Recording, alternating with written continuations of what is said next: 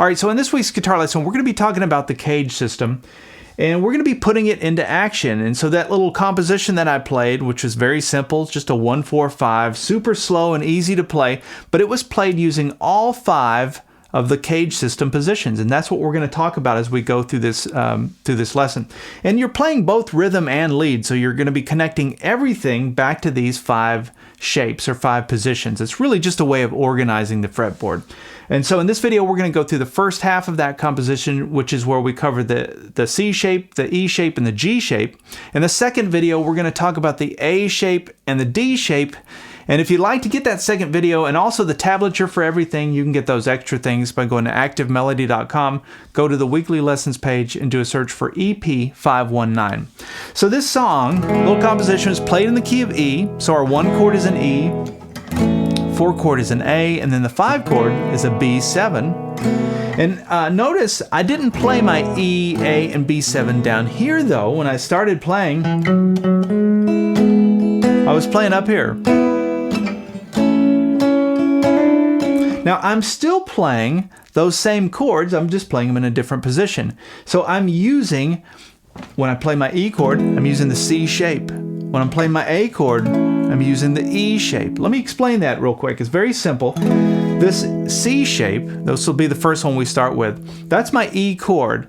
And when I say C shape, what I mean by that is these 3 fingers here are making the same shape as if you were to be playing your C chord down in first position. Now, one of the first chords you learn how to make, right? So if you took that chord and you just moved it up, now I'm gonna use my finger as a capo there and replace the nut. Just keep sliding that up and slide it all the way up to here until my pinky is up on the 7th fret, 5th string. I'm now playing an E chord. And this note, by the way, where my pinky is, that's an E note. Let that be a little clue for you there. 7th fret, 5th strings, my E note. And if I make that shape, I'm playing my E chord, my E major chord. I realize that some of you struggle with bar chords, and so we're going to keep this pretty simple in terms of the chords we're going to make. So it's really going to be triads between strings 4, 3, and 2. It's going to look like that. So your A is going to look like this, your B is going to look like this. Really simple. Okay, let's get back to our E chord. So this is an E chord using the C shape. Now that's the chord, but you can also connect your scales to it. Major scale, major pentatonic scale, any of the scale stuff that you know, you can connect that to this area. And this is where the CAGED system really shines and makes it easy, at least for me, to organize the fretboard. So to me, this zone here between the 4th fret and the 7th fret, this represents a lot of things. If I'm using the C shape like that, I'm playing my E chord, but I've also got my E major scale, and it's between those same frets, same region, and it comes out of this same shape. So this is where it starts to get powerful, is I can connect the major scale to that chord, and I could start to improvise in this area. So I can...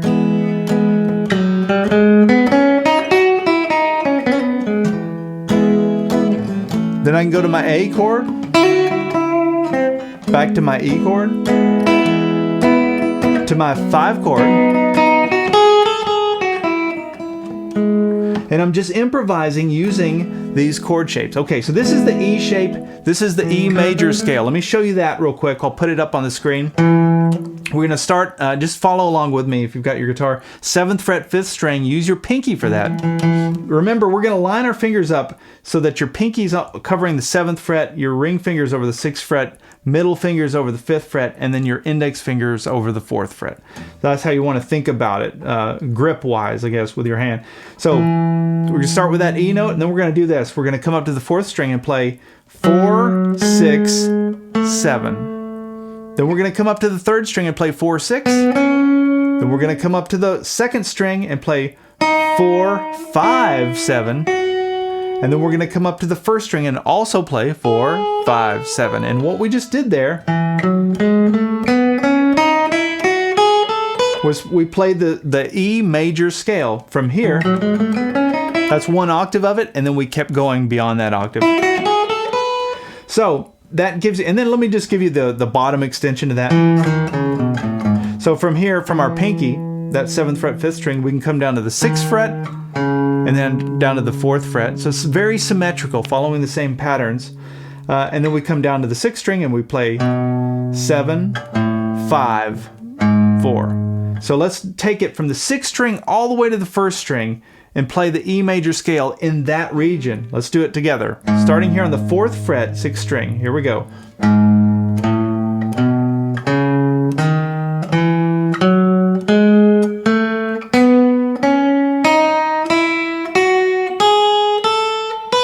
Now all of those notes are in the E major scale, and your 2 E notes in that region are here, 7th fret 5th string, and then here, which is the 5th fret 2nd string. Those are your 2 anchors. Everything else around it is just in your E major scale. So now you can connect in your mind your E chord using that C shape to your E major scale, also using that C shape.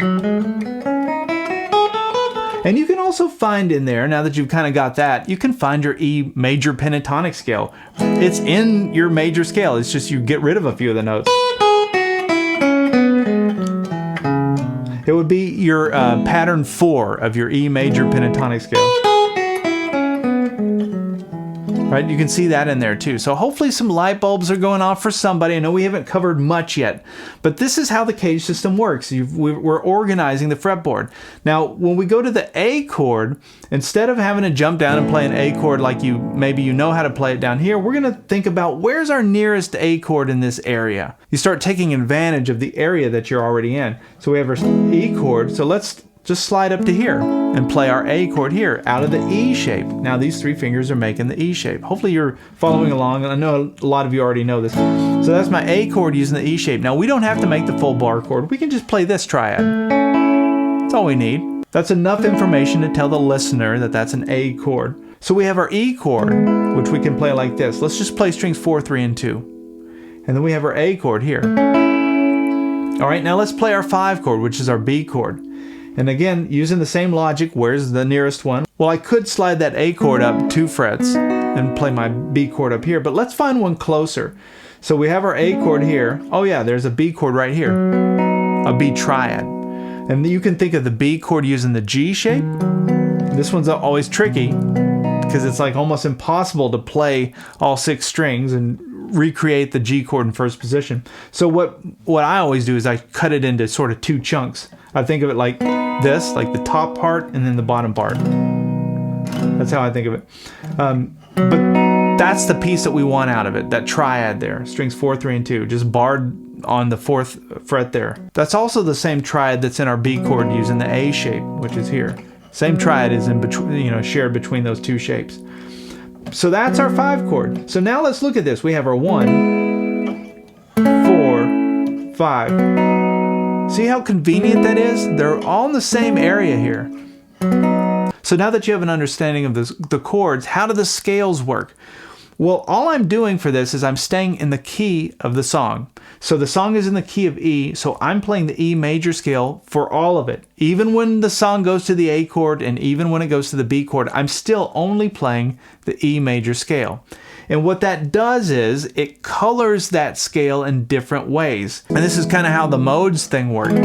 But if I'm playing an E chord and I play the E major scale, makes sense. Everything is totally connected there, right? Now if I play the A chord but still play the E major scale, listen to what happens.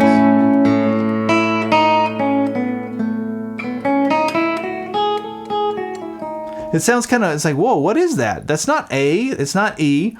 And what you're doing is you're creating a mode. It's called a Lydian. So what that means then is if somebody's playing an A major chord, or there's a jam track with an A major chord, but you play the E major scale on top of that,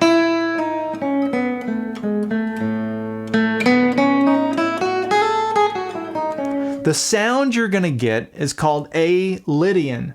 It's a Lydian sound. And that Lydian sound is just your major scale. So instead of me playing my A major scale, I'm playing the same scale, but I'm sharping the 4th like this. 1, 2, 3, 4. So you got the sharp 4. That's a different sound. It's a much prettier, kind of almost a mystic sound. David Gilmour uses that quite a bit. You hear that sound. But that's how you achieve it, is you just sharp the fourth interval of the major scale of the chord you're playing over. But when you're playing a 1-4-5 like this in the key of E, and the chords are E, A, and B, and you just stay on that major scale, what you end up doing is by default you're playing a Lydian. That's just how it works. It's just and that's all covered in that modes lesson. So I don't want to go any deeper than that. I don't want to lose anybody. Now when you get to the 5 chord and you get to that B, which we're playing and using the G shape, I can stay in the same neighborhood playing that same E major scale and then this is the sound I get.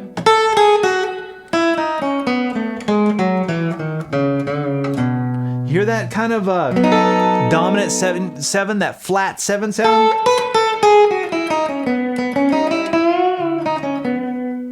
You hear that sound, and it's a perfect fit for your 5 chord, which is a dominant chord anyway. So that's my B7 chord, and the perfect scale to use for that would be my Mixoylydian scale. So my B Mixoylydian scale. How do I get B Mixoylydian? I play my E major scale over the B chord. So when the song goes to the 5 chord, I just continue to play my E major scale.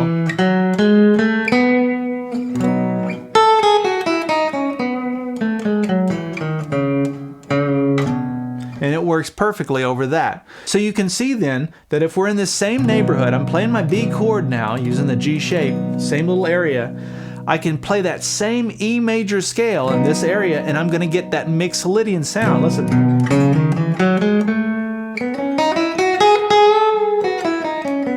Now that sounds like a totally different scale, but it's still my E, it's still exactly the same notes of my E major scale. But when you start it on the B,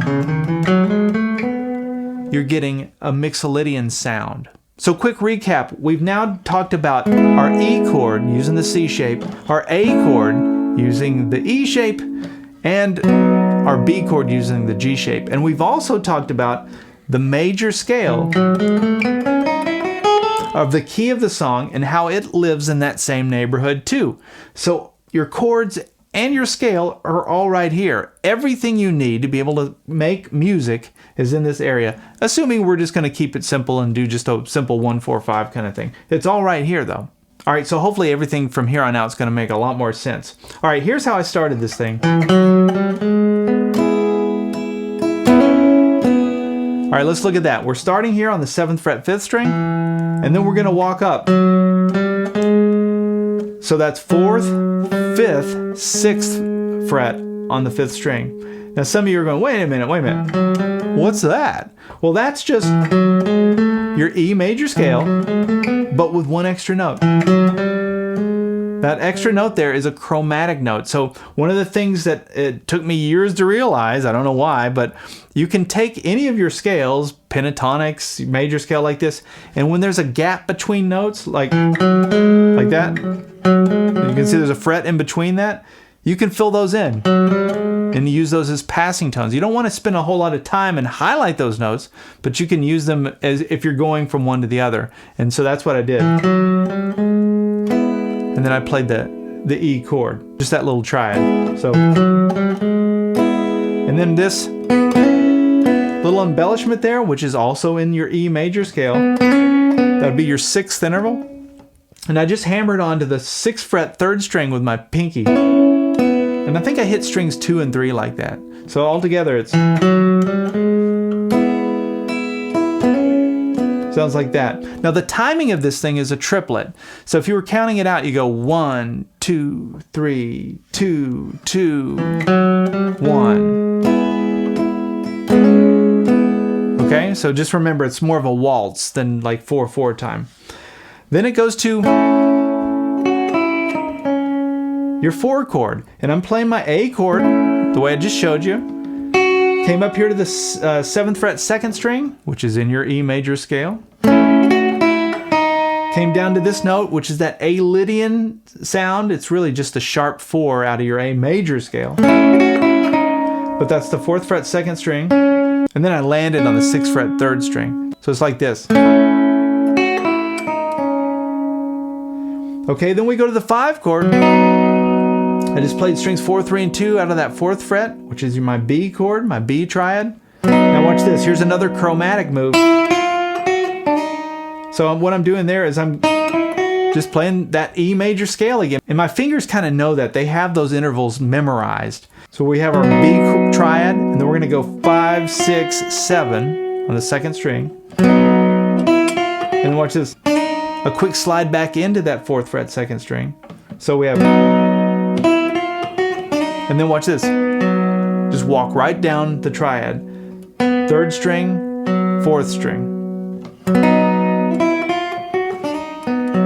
And then I played. That gets us back to our 1 chord. Now this is, you can hear, that is that flat 7, that B7 sound. So what I'm doing for that is I'm playing, it's still notes out of your E major scale. If you look at it, but in reference to the B, it has that dominant sound. So it's I'm barring the first 4 strings there on the 4th fret, and I'm playing strings 4 and 3. Ring finger comes up to the 6th fret, 4th string, and then I slide it up to the 7th fret for that flat 7 sound for my B. Come back down here. Now I could have went like this, and that would have been totally fine, but just to give it a little more of a quirky sound, I came to that note, which is my 5th fret, 4th string. And that's really, I guess that would be like your flat 3rd of your E major scale. 1, 2, 3, like the flat 3rd. But it gives you that more of a, I don't know, more of a sad sound as opposed to, that sounds, I mean, either one would be right, but I like the sound of that. So anyway, let me back up and play through that again. This is the first half of that solo. It's very simple.